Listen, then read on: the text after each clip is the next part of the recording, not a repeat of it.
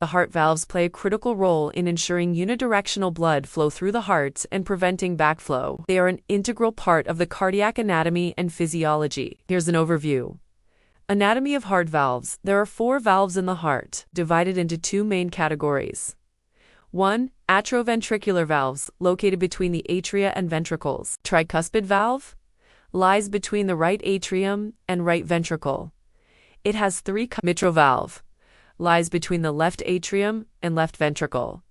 It has 2 cusps, or structural features. Chordae tendineae, fibrous cords that anchor the valve leaflets to the papillary muscles in the ventricles, preventing the valves from inverting during ventricular contraction. Papillary muscles contract to tighten the chordae tendineae during 2. Semilunar valves, located between the ventricles and the major arteries. Pulmonary valve lies between the right ventricle and the pulmonary artery. Aortic valve lies between the left ventricle and the aortic. Structural features.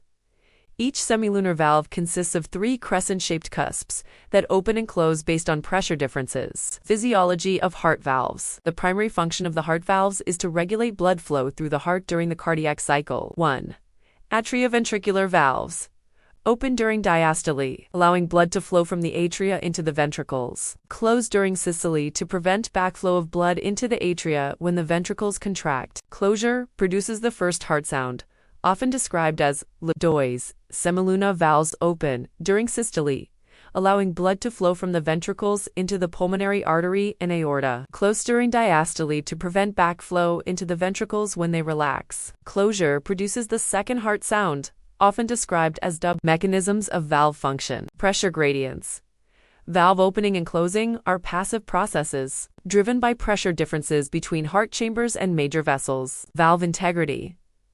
Proper function depends on intact leaflets, chordae tendineae, papillary muscles, and the surrounding cardiac structures. Clinical significance. Dysfunction of heart valves can lead to stenosis, narrowing of the valve, restricting blood flow. Regurgitation. Backflow of blood due to incomplete valve closure. Prolapse. Improper closure or bulging of the valve leaflets, often seen in the mitral valve. Conditions such as rheumatic heart disease, or calcification can affect valve structure and function, impacting overall cardiac performance.